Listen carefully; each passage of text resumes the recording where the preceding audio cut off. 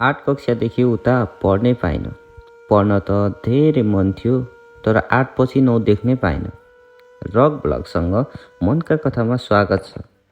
तपाईँहरूको अपार मायालाई मनन गर्दै यो कहानी तपाईँहरूको लागि। कहानीको सुरुवात गरौँ अब। एकान्त ठाउँको घर। गाउँ पुग्न 30 मिनट जति लाग्थ्यो हाम्रो घरबाट। घरको छेउमै धारा थियो। धाराको छेउमा आँपको बोट पनि थियो। हामी 5 दाजुभाइ।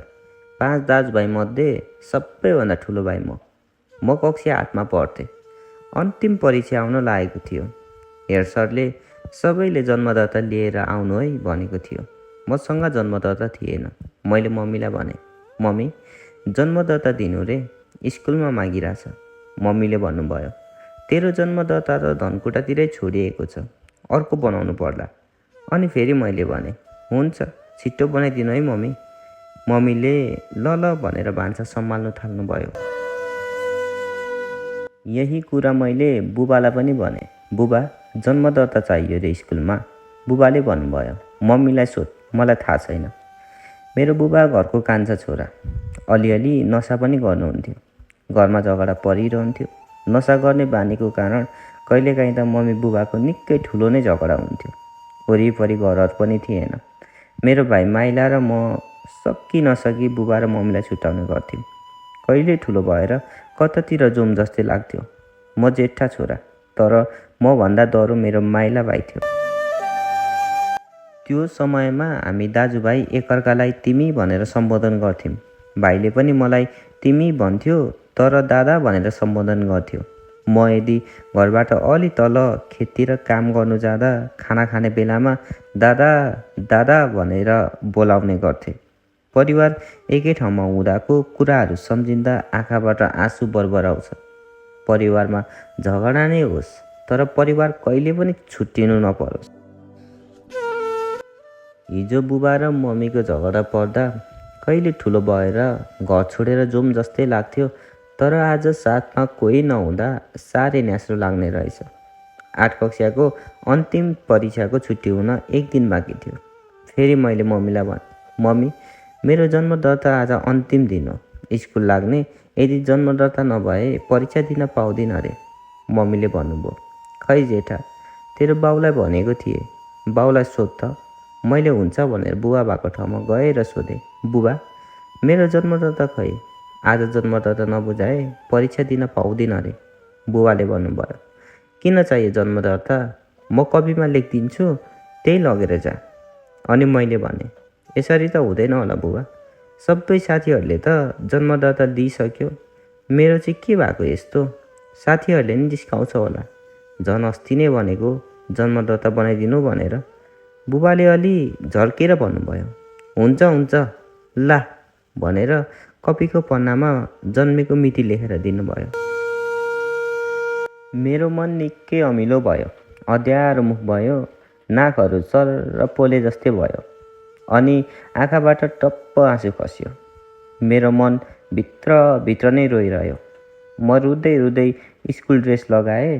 अनि त्यो दिन खाना नखाई स्कुल गएँ। त्यो दिन एकदम खल्लो थियो। साथीहरूसँग बोल्दा हिँड्दा, सरहरूले पढाउँदा सपना जस्तो लागिरहेको थियो। स्कुल छुट्टी भयो। बिहान बुबाले बनाएर दिनुभएको जन्ममिति पनि रिसले बाटोमै च्यातेर फालिदिएको थिए। सबैजना कक्षाबाट हाँस्दै खुसी हुँदै बाहिर निक्ले। म भने बसेको सिटमै एकहोरो भइरहेँ। लगभग सबै साथीहरू स्कुलको ग्राउन्ड कटिसकेपछि म कक्षाबाट निक्लिएँ। कक्षा हल भएको कारणले गर्दा होला चप्पलको आवाज सर्याक सर्याक बजिरहेको थियो। म बाहिर निक्लिँदै थिएँ। अफिस छेउमा पुगेपछि हेड सरले बोलाउनु भयो, अनिकेश त यहाँ आइज त। म सरतिरै गएँ।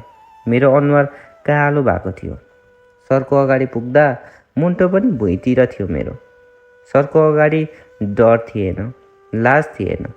पहिला छाती फुलाएर प्रश्न सोध्ने म सरहरूलाई आज सरको अगाडि मुन्टोसम्म झुकाएर बस्नु परेको थियो। मैले हजुर सर भने। अनि हेड सरले भन्नुभयो, अनिकेश तेरो जन्मदत्ता खै? तैँले 8 कक्षाको परीक्षा दिन पाउँदैनस् अब। परीक्षामा नआए पनि हुन्छ। अनि मैले भने, किन सर? जन्मदाता नभएर के हुन्छ त? मलाई थाहा छ त जन्मेको डेट, म भन्छु नि तपाईँलाई, सरले भन्नुभयो। कहाँ हुन्छ त्यसरी, हुँदैन नि अनिकेश। तेरो जन्मदाता त हामीले जिल्ला पो पठाउनुपर्छ। यस्तै के भन्नुभयो।